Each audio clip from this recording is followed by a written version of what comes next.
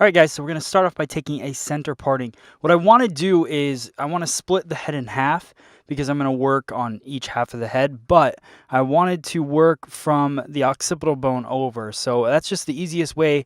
Most men's cuts you're going to create are going to start with a balanced structure. So sectioning in a balanced way works the best. So we're going to start off by taking a vertical section straight out from the head.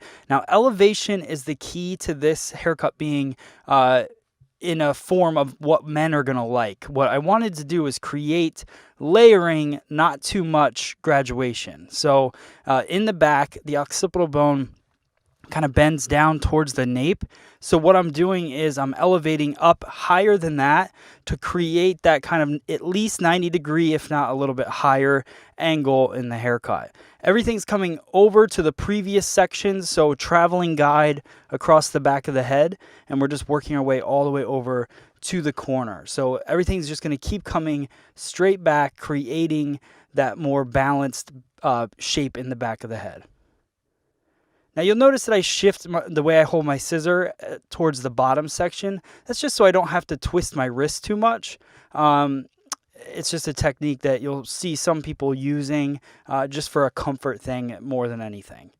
So working my way down. Now, what I've done is obviously created a lot of length on the bottom. We're going to go through and cut that later using a different technique. So when I'm doing hair cutting, I'm not always going straight for what I want the length to be. I'm working with the layers first, getting the layers where I want them, and then I'll deal with the length later throughout the cut. So I'm keeping my body position the same. Now when I'm going through, I'm scooping the hair. So I'm doing more of a backhand comb technique.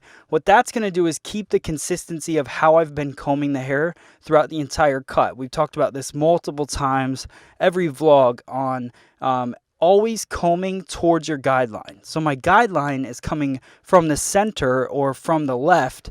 So I'm combing the hair towards the left to meet the guideline. Anytime you move your guide or you comb your guide towards the new hair, you're shifting your guide from where it lives and you're going to throw off your entire haircut.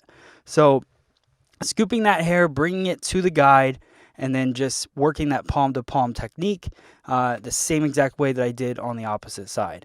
This is building our structure. This is really setting the layers in the back of the head. This is the most important part of the cut, because if this is too bulky or too built up, too graduated, it's not going to look like a men's cut. It's going to look like a women's cut, and that's not what we want. Or it could get mullety if we leave it too long. So really getting those layers right. Now, a lot of you are probably asking, well, how do I get the layers right? How do I pick the length of the layers? I think it's just based on your guest. So just figure out where you think the layers are going to be comfortable and then give them maybe a month's worth of growth so they can come back in and get it cleaned up. Now we want to round off the back. I don't want to square it. The reason I want to round it is because I'm going to connect it to the back portion. So we started off, I used my DB20 scissor.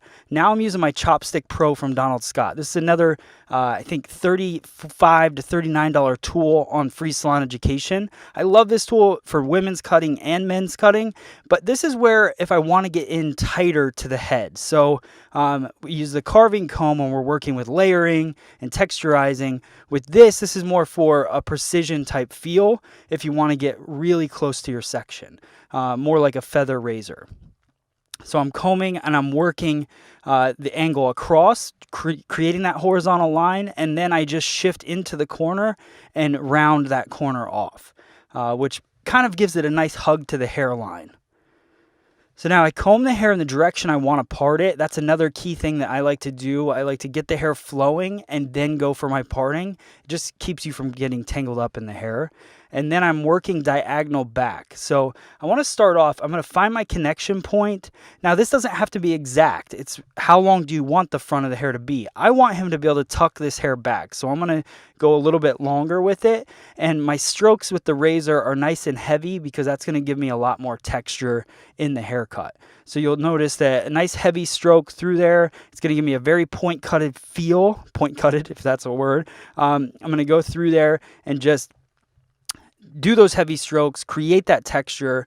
Guys' hair is all about texture at this length because it's not only going to give them a cool look, but it's also going to take out a lot of the bulk, which is what we want to accomplish. Now, if they have finer hair, you might want to create some more solid lines in there because they're already going to have that separation and definition in the haircut. So just working the round of the head, diagonal back sectionings, following the round of the head. And the elevation is nice and high. I want to create layers. I do not want to create too much graduation. Once you get to the top part, like around this point right here, there's a little bit of graduation happening, but because of the heaviness of the strokes on the razor, you're really breaking down that graduation. So you can see how the flow just works. I love this technique. Like I said in the beginning, this is a great haircut for guys that are trying to grow their hair out. You could wear this haircut until it's about down to your shoulders. So you would do the same exact technique, just keep working it a little bit longer each time.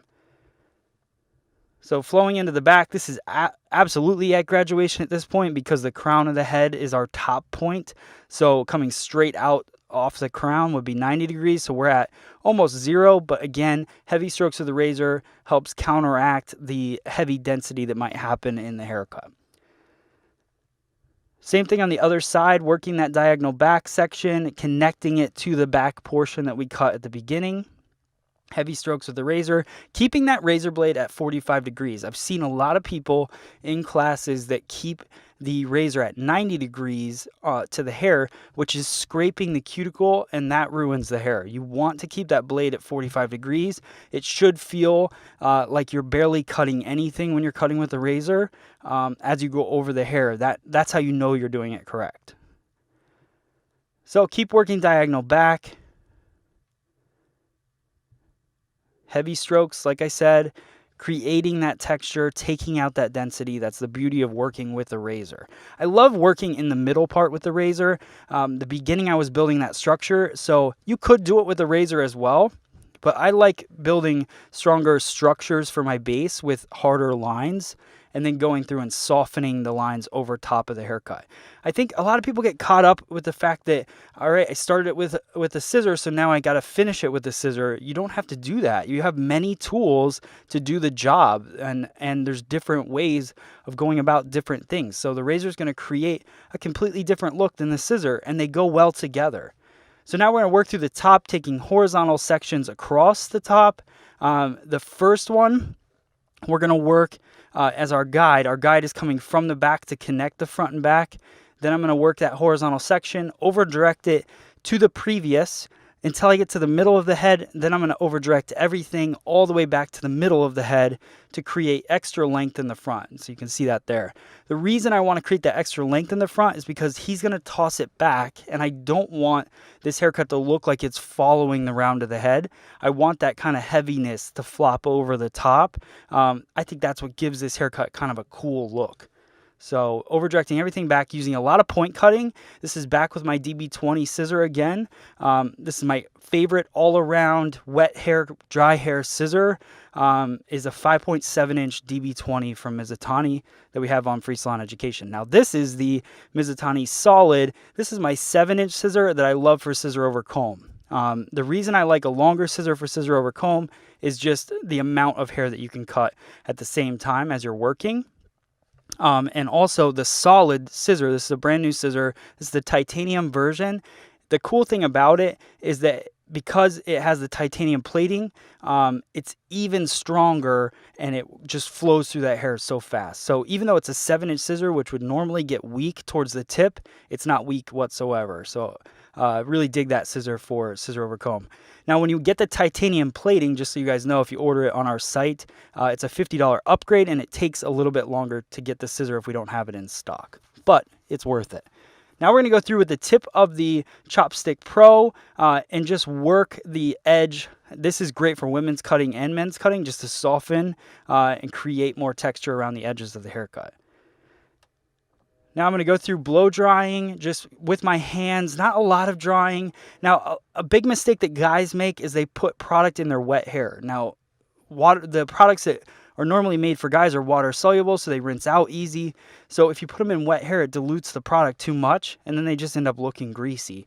This, so you get it about 90%, 80% dry, and then put in, we're using the Ruzel Blue Pomade, which is just a really thick, firmer hold pomade, but it still gives a lot of movement to the hair and a lot of shine. So I dig this product for this cut. If I had the right hair, I would definitely wear this cut.